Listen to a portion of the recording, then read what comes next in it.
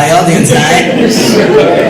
So I'm going to speak for 5 minutes. Just the first minute I want to say is, so I grew up in East Boston. I grew up really, really poor. How many folks have flown into Logan Airport?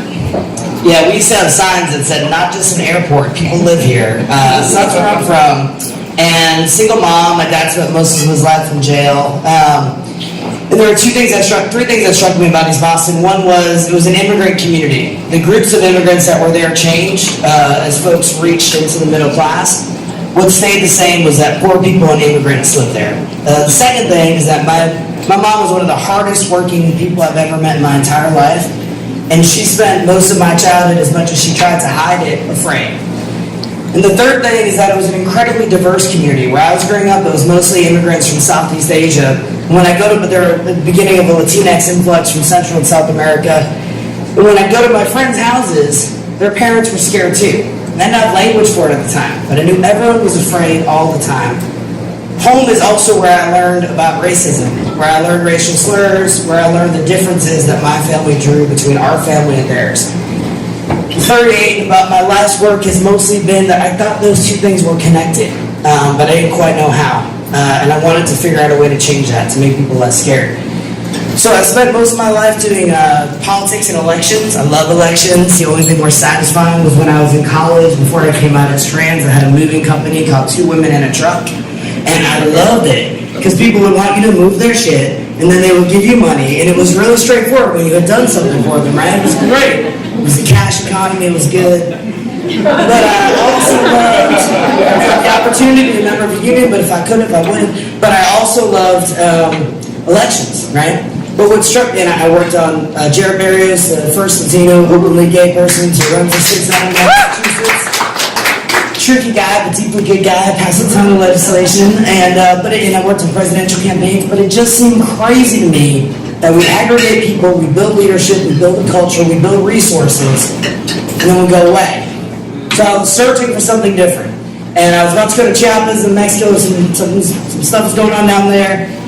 I was in Boston. Before I left, there was a strike. It was the AFL-CIO strike. And I saw all these people of color in the streets, led by mostly women of color, and then I saw all these black folks pressed up against the glass, terrified. And I thought, I want to be a part of that. So I went to SCIU, they offered me a bunch of fancy jobs. I didn't know what any of them meant because they use all this fancy language. And I said, I want to be an organizer. I want to go to the South. And I spent 12 years at SCIU. In the South, in Louisiana, I was an organizer, political director during Katrina, built the largest rights shop in the right-to-work state. I was recruited by a guy named Patrick Gaspard, who was, long story, another time after drinks, but who was a brilliant organizer. I became the deputy national political director. Two things happened. I took our PAC from 9 million a year to 26 million a year. The way they wanted me to do that was all this fancy stuff about phone mail, sandwich, mobilization, etc. was coming out, and I said, that's cool. You'll raise more money that way. But the trick is, union members won't know any more about what union they're a part of. They won't feel any greater sense of power, and we won't be able to do more when lose or draw in the election. So they allowed me to bring a community organizing strategy to bear. And that's how we built what was at the time the largest PAC in the country. It's still the program that they use at SCIU today. A guy named Rafael Navarre brought it to CWA, and they've had similar results. It's a good program, it's a community organizing program. I was 31, I came out as trans. That was shocking to me and to others. I already had a lot of marginalized identities. I just thought, oh, enough. But I said, well, I've come this far, I may as well just be authentic all the way through. And I couldn't quite sell the union on an at-scale analysis of intersectional politics. I ran around and did a bunch of things. I was a consultant. I learned how to make money and a little bit of change. I loved the money. It was delicious, but I could not abide by the little bit of change part. And then I went to the Human Rights Campaign. Made a little bit more change. I still made a lot of money, but I couldn't abide by the change part. So I founded a group called Trans United Fund. It's mostly trans folks of color that are really, I gotta tell you, like, I grew up poor, I've been working with working people my whole life, but what trans people face in terms of the intersection of multiple oppression, the amount of sexual, physical, and constant violence was like something I'd never seen before. So I was working with that group, all of a sudden I ran into the Working Families Party, and You know, Patrick and Jerry Hudson, these other folks tried to tell me about WFP before, but I was like, that's some shit you do in New York. It sounds really complicated and expensive, and like, I'm for you, my brothers, but like, in the rest of the country. But I ran into them in places like Alabama, Louisiana, and Mississippi, backing black, progressive, insurgent candidates, and I was like, what is this party? I want to know. So in the last 2 minutes, I'm going to tell you about Action Builder, just to say this. At the time, they told me they had a vision for changing the party. But I've been in DC for a long time, and a lot of people told me about a lot of visions. So I said, show me the receipt, show me the proof. They recruited a guy named Maurice Mitchell. Does anyone know him? Yeah. Really? You love it. Shabab, are you filming this? Did you get that part? So Maurice, like me, was there the night in Ferguson when the verdict came down. Unlike me, Maurice left his job and became one of the architects of the movement for Black Lives. Here's the deal, real quick. WFP was founded about 20 years ago. The moment we were 2 cycles into what later became as the Great Reagan Realignment. White working class voters who had traditionally voted for Democrats were voting for Reagan. Some of them registered independents, some of them voted Republican, but they were voting for Reagan. And so the Democratic Leadership Council, they said, here's what we got to do. We got to be pro-business, we got to be pro-trade, we got to be tough on crime, we got to reform welfare, we got to do not shit for labor. And by the way, please don't talk about guns, God, gays, or race, right? That was in ascendance. So the party said, we will bring together an unapologetic economic populist model. We will be funded by community groups and labor groups. We'll avoid the historical problems of a third party by that was the DLC. Not seeing that.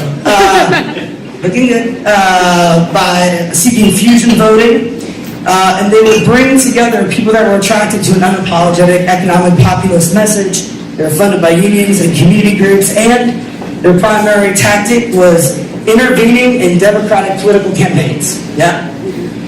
Here's the thing, for all intents and purposes, it worked.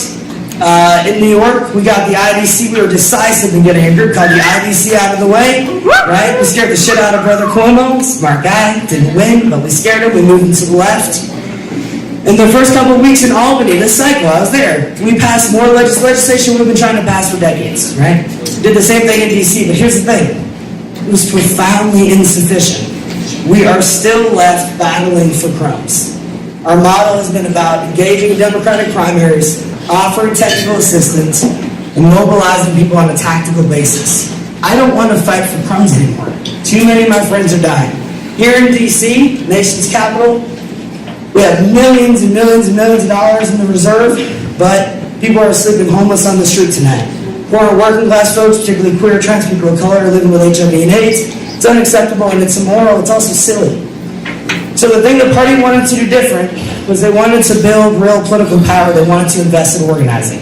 I'm going to do 1 more minute. I'll get out of the way.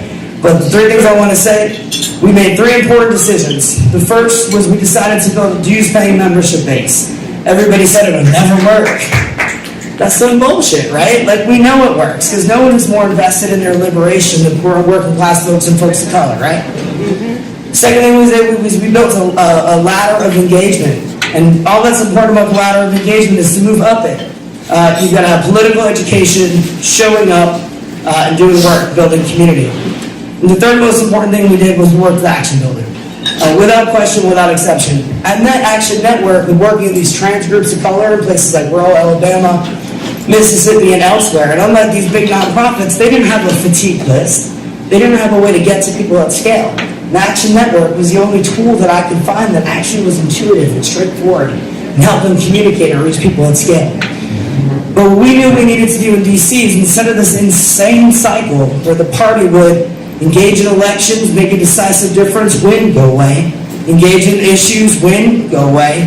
We thought, well, what if we built long-term, right? So we tried it out in DC, and this is my last 30 seconds, this is what I say. 6-week campaign, 3 organizers, bunch of struggles and trouble, never done this work before. And we had working on a Birth of 3 campaign. It's a piece of legislation we already passed, but we need to get it funded. But here's the deal. We did all the mobilization stuff you can imagine, but we did something different, we did something better. We did it because we had Action Builder as a tool. In 6 weeks, this group of people, they represent all the wards in the District of Columbia. We signed up over 107 dues-paying members at $10 a month in every ward in the city.